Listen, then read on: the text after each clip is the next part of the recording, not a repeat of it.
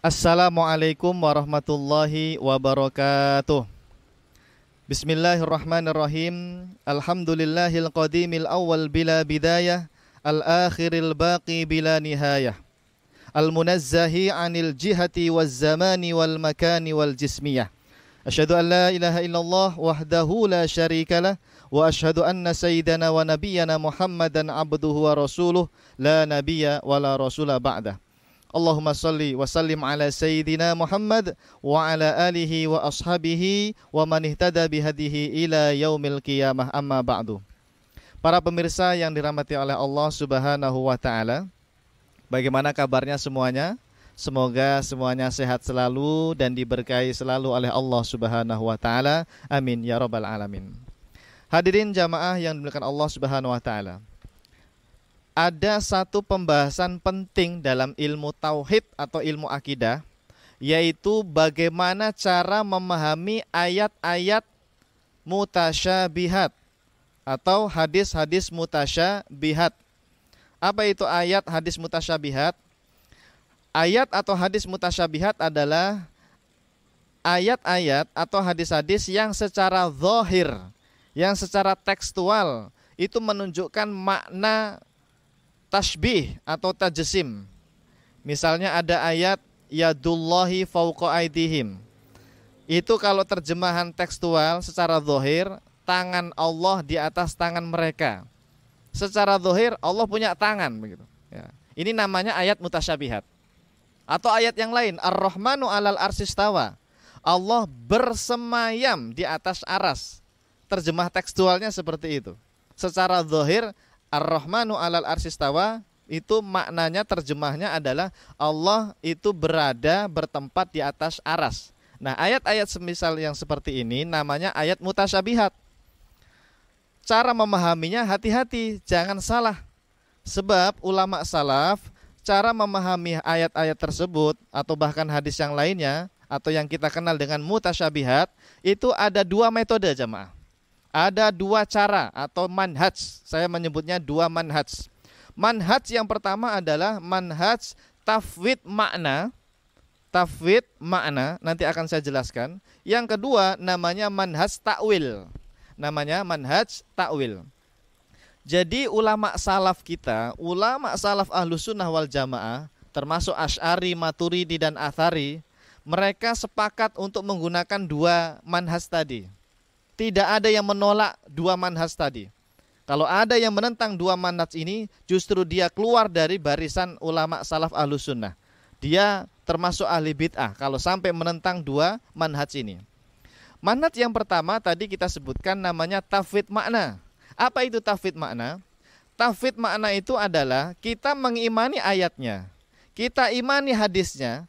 Ayat seperti Ar-Rahmanu 'alal arsyistawa atau ayat seperti Yadullah, kita imani ayat tersebut, tetapi maknanya kita serahkan kepada Allah. Jangan ditentukan maknanya oleh Anda. Jangan Anda yang menentukan maknanya. Cukup katakan Ar-Rahmanu 'alal arsyistawa, Yadullahi fauqa aydihim, kemudian diam. Jangan membahas dalam-dalam. Inilah yang dikenal dengan istilah tafwid makna. Istilah tafwid makna. Oleh sebab itu banyak ulama salaf kita yang menggunakan metode pertama ini. Misalnya Imam Syafi'i dan yang lainnya sering mengatakan Allah istawa 'alal arsy. Innallaha istawa 'alal arsy. Itu bukan Imam Syafi'i meyakini Allah berada di atas aras, bukan. Beliau sedang mengikuti ayat Quran. Ayat Quran mengatakan seperti itu, ikuti saja. Adapun maknanya itu tidak ditentukan maknanya berada di sana atau bersemayam di sana atau bertempat di sana, tidak.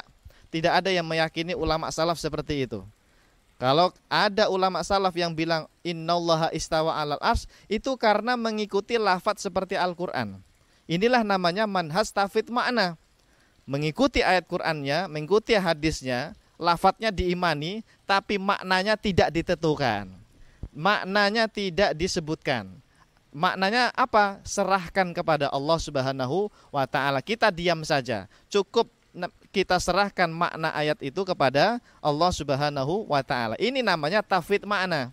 Jadi tafwid itu secara bahasa menyerahkan. Al-makna, makna. Tafwidul makna berarti menyerahkan makna aslinya kepada Allah. Udah, diam saja. Jangan diterjemahkan bersemayam atau bertempat, itu malah menentukan makna namanya. Tidak boleh. Ulama salaf itu tafwid makna. Baca ayatnya seperti itu, terus diam, serahkan maknanya kepada Allah. Ini metode pertama, ini mayoritas ulama salaf banyak menggunakannya. Namun jamaah, ternyata ada juga ulama salaf menggunakan manhaj yang kedua, yaitu manhaj takwil.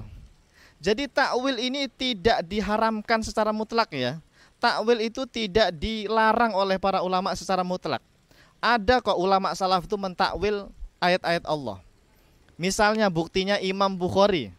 Imam Bukhari ini ulama salaf, penulis kitab Sahih Al-Bukhari. Beliau mentakwil ayat Allah, kullu syai'in halikun illa wajhah.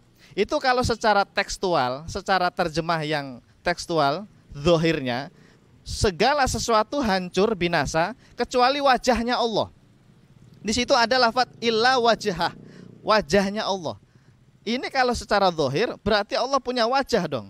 Maka ini tidak boleh dipahami secara tekstual. Imam Bukhari ternyata mentakwil. Maksud wajah di sini adalah illa mulkahu.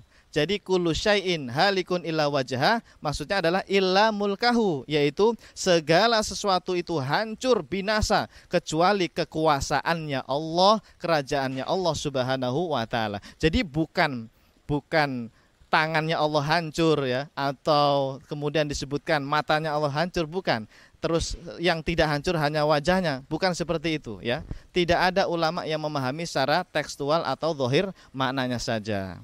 Jadi intinya metode yang kedua ini atau takwil ini jamaah juga dipakai oleh sebagian ulama salaf.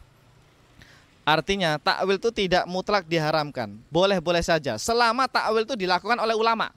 Selama takwil itu dilakukan oleh ulama. Kalau takwil dilakukan oleh ahli bid'ah, kelompok-kelompok sesat, maka itu kita hindari. Seperti takwilnya Mu'tazilah misalnya, baru itu kita hindari. Tapi kalau ulama salaf yang mentakwil, misalnya Ar-Rahmanu 'alal arsy istawa, ditakwil istawa itu istaula, Allah menguasai aras, itu tidak apa-apa. Karena itu ulama salaf juga ada yang mentakwil istawa dengan lafaz istaula.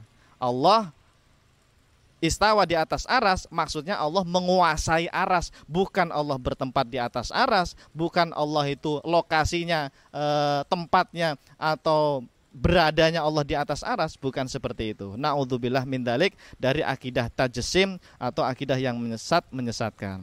Demikian secara singkat tentang manhaj ulama salaf dalam memahami ayat-ayat mutasyabihat. Mudah-mudahan bisa dipahami dan bermanfaat untuk kita semua. Terima kasih. Wassalamualaikum warahmatullahi wabarakatuh.